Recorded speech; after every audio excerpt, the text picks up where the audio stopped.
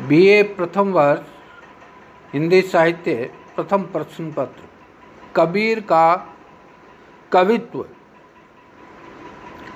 हिंदी के कुछ आलोचक कबीर को कवि मानने में संकोच दिखाते हैं और उसका कारण यह देते हैं कि कबीर को छंद और अलंकार शास्त्र का ज्ञान नहीं था। उनकी भाषा अटपटी और बेठिकाने की है, उसमें ग्राम्यत्व दोष है।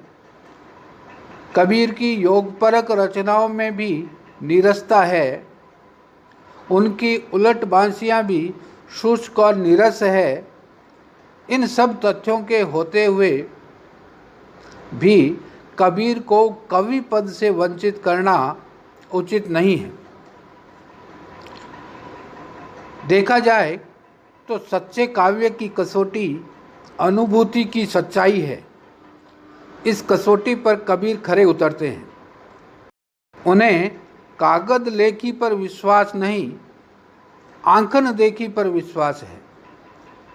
कबीर ने बिना किसी लाग लपेट और कृत्रिमता के अपनी अनुभूतियों को सरल सीधे ढंग से प्रकट किया है। दूसरे, कविता की मर्यादा जीवन की भावात्मक और कल्पनात्मक विवेचना में है। यह विवेचना कबीर में पर्याप्त है। कबीर में यथेष्ट सरलता, द्रवणशीलता और मार्मिकता है। उनका काव्य उन स्थलों पर बहुत ऊंचा है जहां उन्होंने विरहिणी आत्मा के हास, रुदन, मिलन और बिछुड़न के साकार चित्र उपस्थित किए हैं। तीसरे, कबीर के काव्य का विषय भक्ति है, जो एकमात्र अनुभूति का विषय है। इस सूक्ष्म विषय को भी कबीर ने अपनी वाणी में कलात्मकता से ढाला है। उन्होंने रूप के द्वारा अरूप की व्यंजना की है, कथन के सहारे अकथ्य को कहा है। इसी में उनके कवि कर्म की सार्थकता है। चौथे, कबीर पढ़े लिखे नहीं थे, पर बहुत श्रुत अवश्य थे।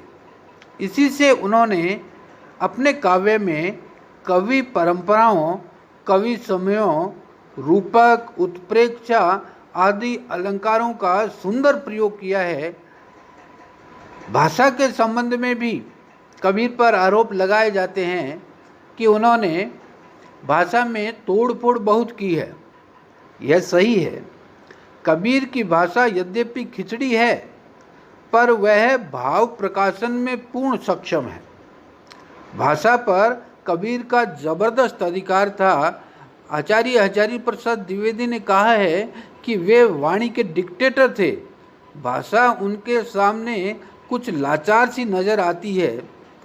इन तथ्यों को देखते हुए कबीर को कवि मानने में संकोच नहीं होना चाहिए। एक समर्थ कवि में जो विशेषताएं होनी चाहिए वो उनमें है और उनके साहित्य, उनके कविता में अनुपम रूप से विद्यमान है। इस प्रकार स्पष्ट है कि कबीर एक समर्थ कवि थे, समाज सुधारक भी थे और उनके कविता का लक्ष्य भक्ति और समाज सुधार दोनों ही थे। धन्यवाद।